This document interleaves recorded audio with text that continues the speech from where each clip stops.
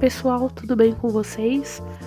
Começando agora mais um vlog de leitura, hoje de Corte de Asas e Ruína, que é o volume 3 e o último volume que eu tenho da série de Corte de Espinhos e Rosas.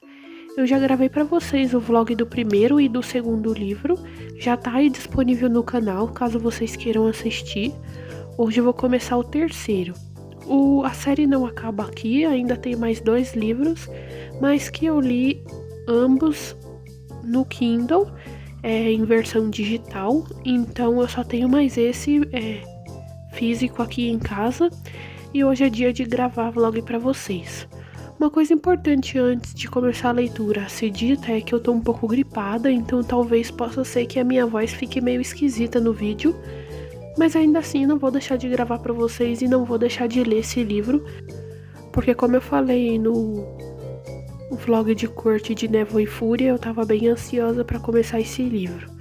Para ele, já que as cores da capa são em verde, em azul, um pouco de roxo, eu escolhi essa cartela de post-its. Ela já acabou algumas cores aqui, mas eu ainda tenho mais outra dela, então vai dar para marcar o livro todo, então eu vou escolher essa. O livro tem quase 700 páginas, então vai render bastante esse vídeo. Vou gravar o meu color code e depois sim começar a minha leitura. Bom pessoal, então esse foi o resultado do meu color code, combinou bastante com a capa. Assim como o primeiro e o segundo volume, eu escolhi 4 cores para acontecimentos, informações, romance e frases. O de frases é o branco, então não dá pra ver tão bem, mas ele ainda está aqui. E essas são as minhas marcações atuais, que como eu disse pra vocês, faz muito tempo que eu li esses livros. E o meu estilo de marcação mudou bastante, eu faço color code agora, uso post-its diferentes. Então dá pra ver aqui como eles estão. E no final eu mostro o resultado pra vocês de como ficou depois dessa segunda leitura. Vou continuar com a playlist que eu tava utilizando naqueles 2 vídeos, que eu gostei bastante. E agora sim, começar a minha leitura de Corte de Asas e Ruína. Bom, pessoal, resolvi fazer um pouco diferente dessa vez, e já se passaram 2 dias de leitura de Corte de Asas e Ruína. No primeiro dia eu cheguei mais ou menos por volta da página 113, 114, e no meu segundo dia de leitura eu parei aqui na página 240. Então eu vou conversar com vocês sobre o que aconteceu nesse período. Já tirei alguns post-its e essas são minhas marcações novas. Eu acho que de maneira geral eu tô marcando um pouco menos nesse volume, até porque não aconteceram tantas coisas quanto aconteceu no início do primeiro e do segundo, mas ainda assim já tem algumas coisas a serem contadas. Primeiro aspecto aqui é o mapa, que eu esqueci de mostrar pra vocês. Eu já mostrei pra vocês no vlog de leitura tanto do primeiro quanto do segundo, mas gostaria de mostrar aqui também, caso vocês tenham começado a assistir essa série de vlogs por esse. E aqui, logo no primeiro capítulo, temos um POV do Rysand, que é muito interessante quando tem assim POVs diversos e a gente pode ver a perspectiva de mais de um personagem. Nesse caso, esse período aqui em que ele narra é um período da guerra, antes mesmo dele conhecer a Feyre e tudo mais, antes dele ter meio que se vendido para Amaranta e ter vivido com ela durante décadas. Então é um período bem lá atrás, mas ainda assim foi um capítulo bem interessante. E aí depois dele começa a parte 1.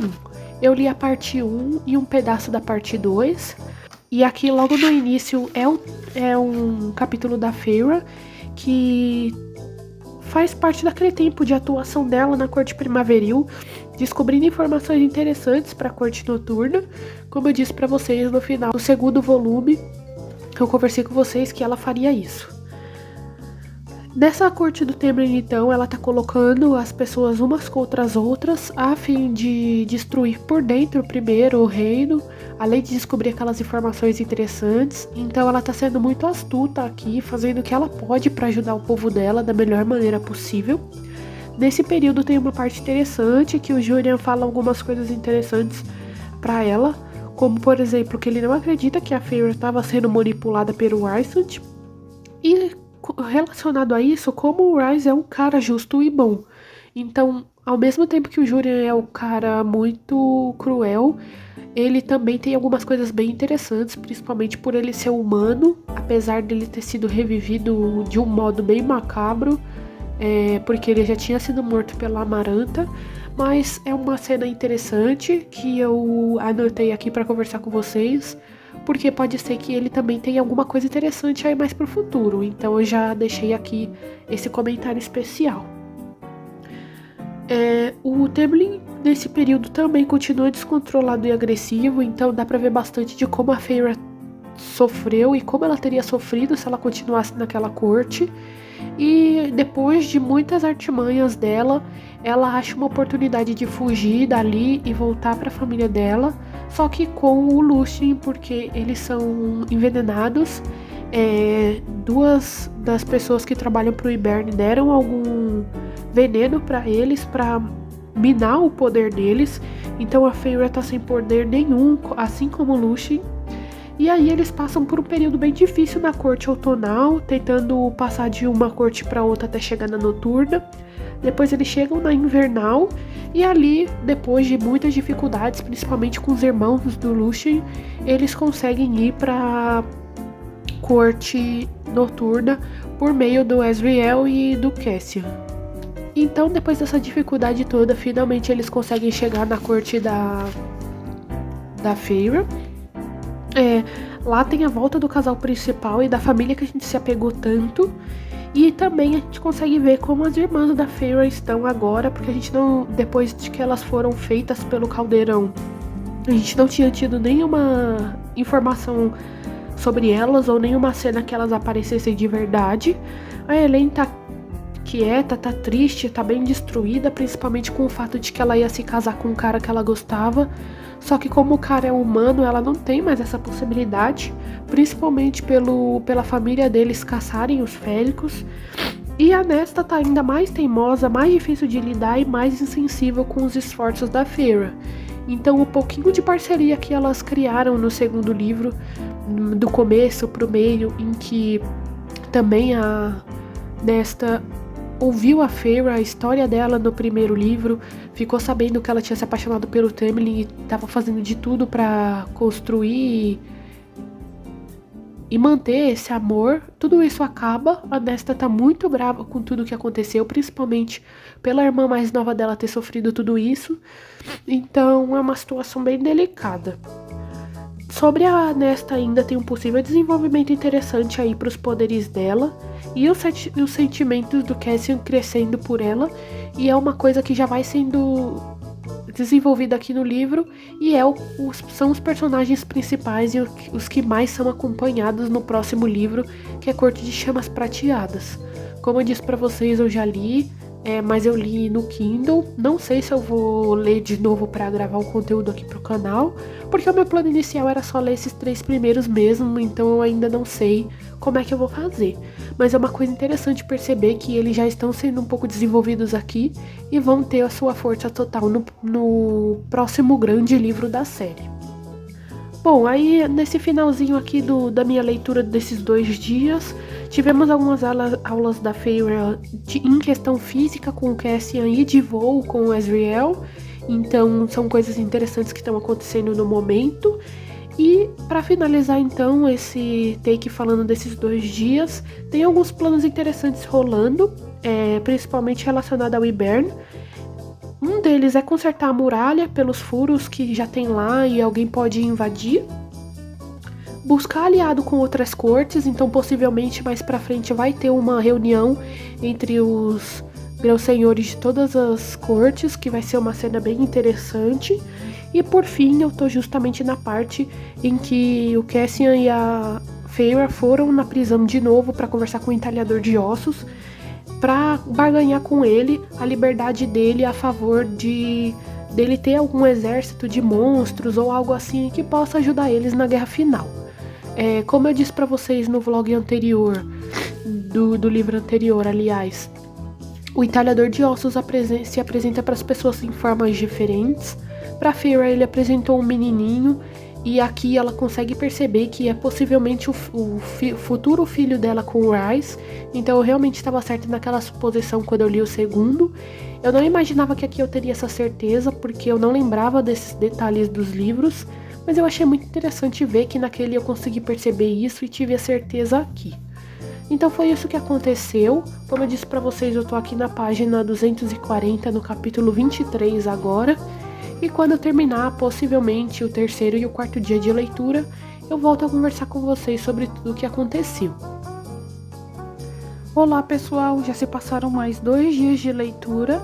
Então eu vim conversar com vocês sobre o que aconteceu nos terceiro e quarto dia.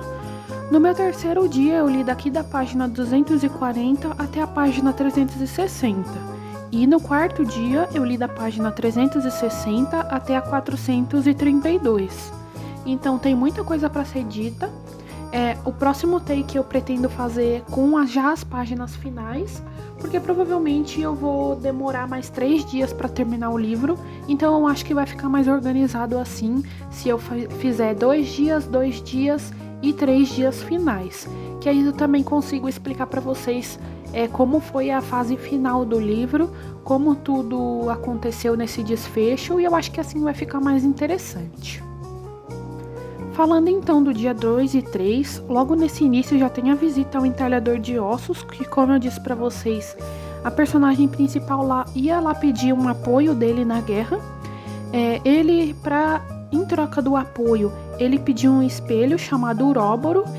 Esse espelho está em posse do pai da Mor, e ele fala para Feyre que se ela quiser o espelho, ela vai ter que passar por uma provação difícil, porque esse espelho, ele só vai com alguém ou só vira posse de alguém se a pessoa tiver coragem de enfrentar o perigo de olhar para ele, porque tem tanto a possibilidade da pessoa enlouquecer quanto ficar destruída. Então é sempre uma possibilidade ruim, as pessoas têm medo de tomar ele para si, e a Feyre decide que por aquele momento esse risco não vale a pena e deixa essa possibilidade de ter o entalhador de ossos como aliado só em casos de extrema urgência. Depois disso, a coisa mais interessante são coisas sobre a Elain, a irmã mais nova da Feyre. Primeiro, ela chamando o Ezreal de lindo, que é uma coisa que mostra um pouco dos sentimentos dela nesse momento que ela tá vivendo, que ela tá muito vazia. Então já é uma expressão dela diferente do que ela tá mostrando pras irmãs e pro pessoal que tá vivendo ali com ela. E também é descoberta pelo Ezreal mesmo que os poderes dela têm a ver com clarividência. Relacionado a isso, descobrem também o poder da Nesta, já que ela fala que quando ela foi colocada no caldeirão, ela obrigou o caldeirão a dar uma parte para ela, dar um retorno para ela. Então eles descobrem que o poder dela é relacionado a isso, relacionado ao rastreamento desse caldeirão, e sentindo que, assim como ela pode observar ele, a localização dele, ele também tem essa possibilidade de descobrir ela, onde ela está e quem está à volta dela. Bom, depois disso, voltando a algumas coisas sobre a guerra, além da tentativa de acordo com o entalhador de ossos, a Feyre faz um acordo com um monstro que vive nas profundezas da biblioteca, porque os inimigos atacam ela e a irmã dela lá. A Feyre faz um acordo com esse ser que vive lá, que o Cassian tanto fala que é assustador, de matar esses inimigos. E mais pra frente ela também oferece um acordo com esse monstro de lutar a favor deles na guerra. Então já é mais uma possibilidade de alguém que pode ajudar eles, já que eles estão em muita desvantagem e toda ajuda é necessária. Relacionado a isso, também tem uma reunião entre os grãos-senhores. O Aerys, por exemplo, ele é um filho do monarca da corte outonal. Ele diz que se o Rhys e a corte noturna apoiar ele na tomada do poder, ele vai ajudar eles na guerra, vai ficar do lado deles. E depois também, isso é em segredo, e depois na reunião, outros monarcas falam que vão ajudar o Rhys e, consequentemente, a si mesmos nessa batalha contra Yberne, porque eles sabem que isso vai fazer mal para o seu povo, para suas terras, e que a única forma deles conseguirem vencer esse grande mal é todo mundo junto. Essa parte é uma parte bem interessante. Já nessa cena, o Lucien não tá mais ali porque ele tá atrás de uma rainha humana para buscar mais forças. Eles descobrem que ela foi aprisionada e o exército que ela poderia ajudar eles nessa guerra. E também sobre o Lucien, a descoberta da Feyre de que ele na verdade é filho do Elyon, que é da corte de Urna, que ele teve um romance com a mãe do Lucien e a gente não sabia disso ainda. Então já fica também uma descoberta de que por isso que os irmãos e o pai dele não aceitavam ele, por essa possibilidade dele ser bastardo. É uma coisa bem interessante e que pode ser uma coisa desenvolvida nos próximos livros da série, porque essa série ainda não acabou e a autora disse que estava escrevendo mais e que vem um possível lançamento por aí. Como o quarto livro já é sobre a Nesta e o Cassian, talvez pode ser que o outro livro que ela está escrevendo por agora seja dele e da Hélène, por exemplo. Então é uma parte também interessante a ser dita aqui. Bom, e a última coisa interessante a ser dita é realmente o início de alguns ataques do Hibern. Não é necessariamente o início da guerra em si, mas ele já tá atacando vários lugares, já dá pra ver que o exército dele é muito grande. Então essas tentativas da Feyre de buscar cada vez mais forças para ajudar eles nessa guerra é extremamente importante. Já tem algumas lutas difíceis que eles precisaram travar, então já tá se movimentando para esse final. Como eu disse pra vocês, agora eu vou conversar com vocês só quando eu finalizar o livro mesmo, que assim também vai ficar mais interessante pra gente descobrir o que vai acontecer nessas lutas finais, como vai ser a derrota do Hibern, porque se não me engano, nesse livro mesmo isso já acontece, porque o próximo livro é mais focado em desenvolvimento de personagem. O 3,5, por exemplo, que é de Gelo e Estrelas, é uma novela curta, é focada no casal principal, na vida deles depois da guerra. E o outro, como eu disse pra vocês, é da irmã da Feyre. Então, talvez mais pra frente possa surgir uma outra ameaça, mas aqui eu acho que já tem esse desfecho do Hibern, eu não tenho certeza absoluta disso ainda. Enfim, volto a conversar com vocês em breve sobre os acontecimentos finais, porque ainda tem muita coisa pra acontecer, muitas pontas soltas para serem resolvidas e eu tô bem ansiosa para ver como tudo vai se desenrolar. Bom, pessoal, como prometido, eu vim conversar com vocês sobre os meus 3 últimos dias de leitura. Finalizei a leitura de Corte de Asas e Ruína. O final foi muito frenético, como eu imaginava, teve muitos acontecimentos e achei uma ótima escolha deixar para falar tudo isso agora, porque assim eu consigo ter uma linha do tempo um pouco melhor para conversar com vocês tudo o que aconteceu e como tudo levou até o desfecho do livro. Logo, o primeiro acontecimento importante aqui é a destruição da muralha pelo Hibern, e aí a partir disso o pessoal aqui do grupo principal tenta proteger os humanos nas terras do antigo noivo humano da Hélène. Ele trata ela super mal e ela fica ainda mais destruída por dentro do que ela já estava antes, mas também é um ponto positivo, já que ela percebe que ninguém estava impedindo ela de casar com ele não queria mais ela. E a descoberta nesse momento também de que o Jurian estava infiltrado com o Hibern para descobrir os seus planos. Então eles conversam com o pai do antigo noivo da Hélène, fala com ele sobre essa necessidade da proteção dos humanos, e o Jurian aparece por lá e todos descobrem que na verdade ele é um cara bacana que estava se fingindo de vilão só para poder ficar do outro lado e proteger os humanos assim como ele. Depois disso, a Nesta e o Cassian começam um romance, não de um modo muito explícito, mas são coisas que mudam na relação deles que já dá pra perceber que eles estão gostando um do outro.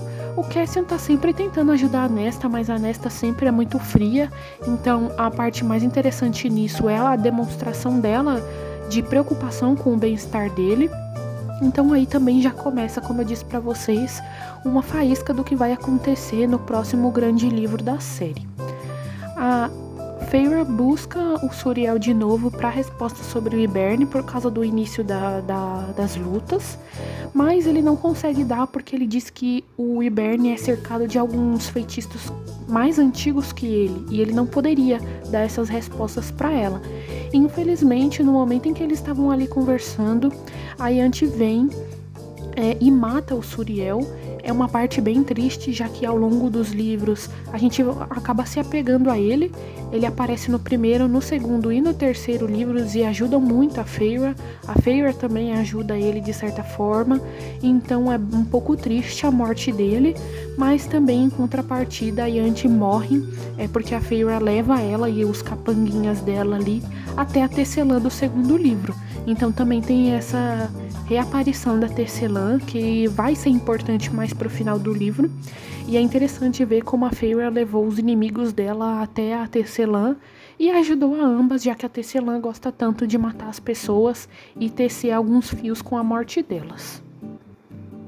Depois disso, então, uma parte interessante que acontece é a Hélène sendo carregada e atraída, na verdade, para o acampamento do Yberne. A Feyre se finge diante, faz essa metamorfose para aparecer com ela e conseguir entrar no acampamento deles de um modo mais seguro. E ela aproveita também, já que a Iante morreu e eles ainda não sabem disso. No final dá um pouco errado, porque o Yberne descobre o que está acontecendo. Apesar da ajuda do Jurian, como eu disse para vocês, ele era um aliado e nesse momento ele também ajuda a Feyre a sair de lá. E aí também, surpreendentemente, quem ajuda a Feyre a sair de lá em segurança é o Temlin. Mas para esse final aqui ele tem algumas ações que ajudam um pouco a elevar as nossas opiniões sobre ele. Ainda não é algo que faça a gente perdoar ele por tudo que ele fez no início da série, mas ainda assim já dá pra ver que pelo menos alguma coisa ele mudou.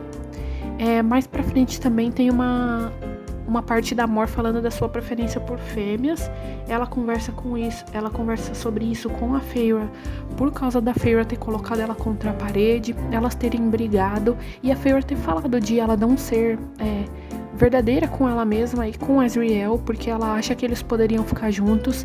E aí ela diz que precisava contar isso pra Feyre, até porque elas são muito amigas e ela guarda isso de todo mundo. A Feyre é a única que sabe desse segredo dela. Então também é uma parte que mostra como a Found Family que tem aqui nesse livro é importante um para os outros. Eles vão aos poucos fortalecendo ainda mais a sua relação. Então é uma das minhas Found Families favoritas.